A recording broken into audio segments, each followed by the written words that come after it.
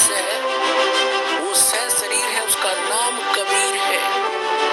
मुक्ता दर्शत नहीं ये जग है सब अंधरे, और दिक्कत के नैन चश्मिन का फेरा मोतिया बंदरे। अच्छा, भगवान सगुण है या निर्गुण है, साकार है या निराकार है? बताओ भगवान कैसे हैं? भगवान कैसे हैं? साकार मतलब जिसका आकार हो उसे साकार कहते हैं, जिसका आकार ना हो उसे निराकार कहते हैं। तो क्या है भगवान? क्या है भगवान? क्या है भगवान? क्या है भगवान? निराकार। भगवान साकार भी है और निराकार भी है, है ना?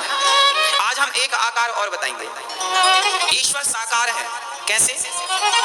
राम जी साकार है और वह परमात्मा परब्रह्म निराकार है। भाई वैसे ही जैसे जैसे पानी निराकार है, पानी का कोई आकार तो नहीं है, पर वह पानी जब आप कटोरी में भरकर फ्रीजर में रखते हैं तो फिर वो क्या बन जाता है? बर्फ बन जाता है। पानी तो निराकार था, पर जो बर्फ बना वो उसका एक आकार था, साकार है वो। तो पानी ही बर्फ बन गया, किस कारण? फ्रीजर के कारण, फ्रिज के कारण। उसी प्रकार जैसे फ्रिज के कारण वह पानी बर्फ बन जाता है, उसी प्रकार भक्तों के कारण वह परमात्मा निराकार से साकार रूप में प्रकट हो जाता है, केवल भक्तों के लिए। राम और कृष्ण नरसिंह और वामन बनकर प्रकट हो जाते हैं, वह निराकार ही राम और कृष्ण के रूप में अवतार लेते हैं। समझ रहे हैं? तो वह कोई झगड़ा करे।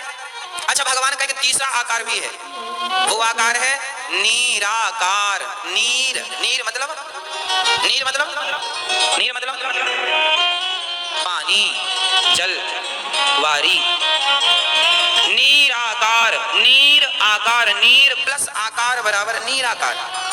नीर, भगवान कहाँ रहते हैं? क्षीर सागर में, है ना? तो वो पानी में रहते रहते रहते रहते रहते चंदन में, चंदन के बगीचे में आप रहने लगोगे ना तो आपके शरीर से भी खुशबू आने लगेगी। और काजल की कोठरी में रहोगे तो आप कैसे हो जाओगे? काजल की तरह हो जाओगे।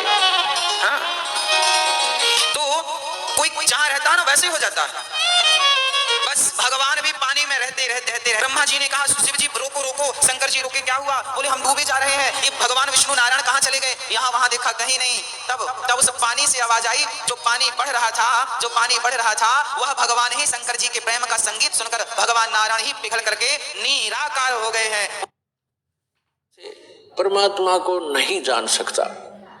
अगर ये जान सके होते तो हजारों वर्ष इन्होंने समाधि मेडिटेशन करके देख लिए। अब जो 2.5 घंटे सुबह, 2.5 घंटे शाम भक्ति करके मोक्ष का दावा करते हैं, वो खोखला दावा उनका। हजारों वर्ष उन्होंने इस शरीर में खूब टक्कर मार ली और लास्ट में कह दिया गॉड इज फॉर्मलेस, परमात्मा निराकार है, परमात्मा का केवल प्रकाश देखा जा सकता है। तो परमात्मा नहीं देख सके वह, परमात्मा का जो प्रकाश देखा है, तो परमात्मा बिना प्रकाश होगा किसका? वो तो ऐसा है जैसे ये शरीर है हमारा, ये ऐसा है जैसे किसी सरोवर तालाब के साथ में कोई मकान बना हो, कोई महल बना हो, और उस सूर्य का प्रकाश उस सरोवर के जल से रिफ्लेक्ट होकर, प्रतिबिंब होकर के, और उस मकान की किसी छत पर लग रहा हो, तो वहां उसका प्रकाश तो सूर्य का है, लेकिन वो सूर्य नहीं है। और कोई ये कहे ये प्रकाश तो सूर्य का है जो घर में हम देख रहे हैं, लेकिन सूर्य निराकार है, तो क्या वो बुद्धिमान व्यक्ति हो सकते? तो इस शरीर रूपी महल में उस परमात्मा का रिफ्लेक्टेड यानी प्रतिबिंब का जो बना हुआ प्रकाश है, प्रतिबिंब देखते हैं ये लोग। और लास्ट में इन्होंने यही मान लिया कि परमात्मा निराकार है, परमात्मा का केवल प्रकाश देखा जा सकता है त्रिकुटी में या जहां भी वो जहां का व्यर्थ प्रयत्न करते। तो प्रकाश, परमात्मा बिना प्रकाश किसका हो गया वो? तो परमात्मा निराकार कैसे है जब उसका प्रकाश आपने देखा तो है कहीं वो? तो सूर्य को निराकार बताने वाले और सूर्य का प्रकाश देखने का दावा करने वाले वो बुद्धिहीन प्राणी है।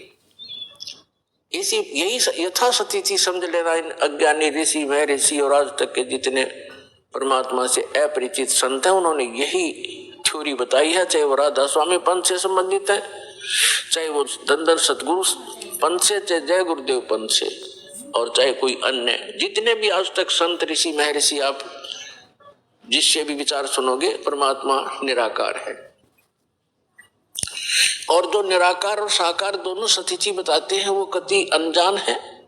वो कहते हैं परमात्मा मूलतः तो वो निराकार ही है, लेकिन यहाँ साकार बनकर आता है, जैसे श्री राम और श्री कृष्ण रूप में। कोई बात हुई? फिर निराकार साकार अलग कैसे हो गया? तो साकार मानो या निराकार मानो उसको, तो दोनों सच्ची नहीं होती किसी वस्तु की। कोई नहीं हो गया अंधा भी है दिखे भी है, ये दोनों बात थोड़ी हो सकती है कि अंधा है तो अंधा ही है, उसको दिखता नहीं फिर, और दिखता है फिर अंधा कैसे? निराकार है तो साकार कैसे? वो साकार है तो निराकार कैसे? तो जिन महापुरुषों को परमात्मा स्वयं मिले अपने प्रयत्न से, पुण्यात्माओं, आज तक किसी ने भगवान को पाया नहीं। राज्य भी त्याग दिया, परिवार भी त्याग दिया, जंगल में वन में जाकर के गुफाओं में भी रह लिए, धुने लगाकर प्रयत्न किए, चारों तरफ आग बाल कर, और झरनों में खड़े हो कर भी साधकों ने परमात्मा प्राप्ति का प्रयत्न किया, लेकिन ऑल इन वेन, यानी सभी निष्फल रहे, क्योंकि उनकी साधना अकॉर्डिंग टू द शास्त्र नहीं थी। उनकी साधना शास्त्र अनुकूल नहीं थी, मनमाना आचरण था। और अब भी जो कर रहे हैं मनमाना आचरण, वो भी अपना जीवन व्यर्थ कर रहे हैं। जैसे श्रीमद् भगवद गीता